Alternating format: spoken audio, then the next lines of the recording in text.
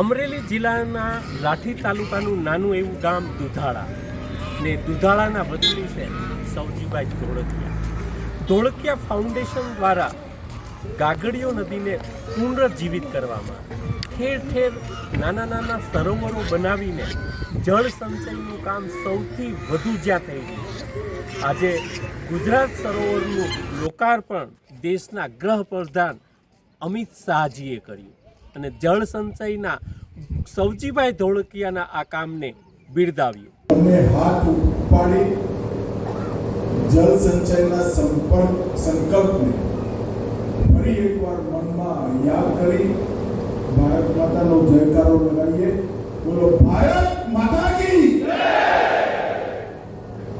મંચ ઉપર ઉપસ્થિત. પણ આજે તો જુદું થયું. વરસાદ હવે એવો જ આવે કોઈ છત્રી નથી ઉગાડી પડતી. એક દાડો ઘરમાં બેસી દો તો ચોમાસું પૂરું થઈ જાય. આવે ત્યારે એકદમ ખાબકે અને બાકીના 3 મહિના પૂરું ધાકોર. ને એ વખતે આ તળાવનું મહત્વ ખૂબ વધી જાય.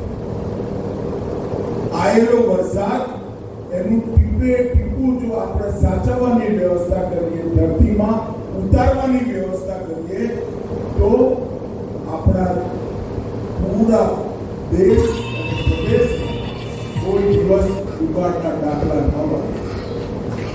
મને યાદ છે 1985, 86, 87, 3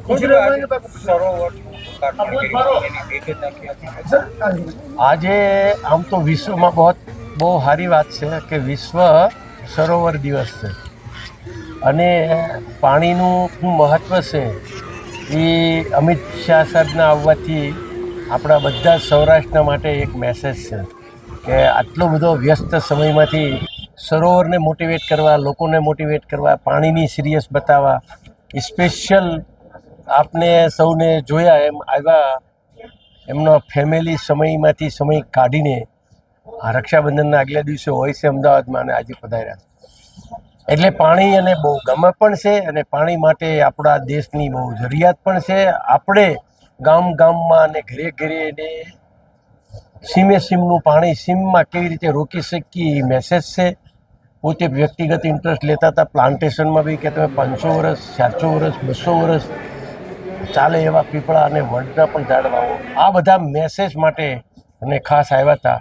અને આપણા સૌના માટે, અમરેલી જિલ્લા માટે, અમારે હેતની હવેલી માટે, ધોળકિયા ફાઉન્ડેશન માટે, ગુજરાત માટે બહુ ગૌરવનો દિવસ છે આજે. ગુજરાત ગૌરવ સરોવર અને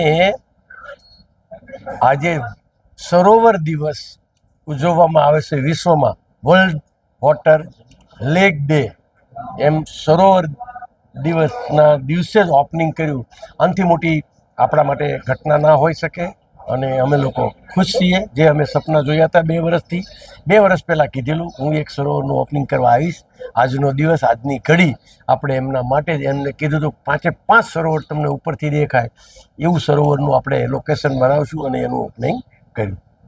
કેટલા સરોવર આજ દિવસ સુધીમાં બનાવવામાં આવ્યા છે ને હવે આવનારા દિવસોમાં કોઈ જળક્રાંતિ પણ નથી કોઈ નહીં. હવે તો સરકાર જ આપણને આખી નદી ડિસિલ્ટિંગ કરવા માટે, પુનર્જીવિત કરવા માટે આપણી પાસે 3 નદીના કામ વેઇટિંગમાં છે. અત્યારે જમકોડી નદીનું કામ બધાએ જોયું છે ને ચાલે છે, 80% પતી ગયું છે.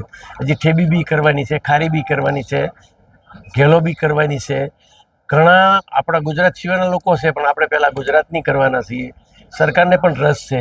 આ કામ પણ જોઈને એને પણ આનંદ થયો છે અને બહુ મોટું જળનું કામ થશે. અમારું ફાઉન્ડેશન, અમારી પાસે જે ટીમ છે, પ્રેક્ટિકલી છે, જે સમજણ છે, 80-20ની સ્કીમમાં આપણે કોઈ પણ ગામમાં લોકો તૈયાર થાય, કોઈ પણ એરિયાના લોકો તૈયાર થાય, આપણે કરવા માટે રેડી છીએ. આપણે દર વર્ષે 3-4 નદી એક સાથે કામ કરી શકીએ એટલી આપણી પાસે ઇન્ફ્રાસ્ટ્રક્ચર છે.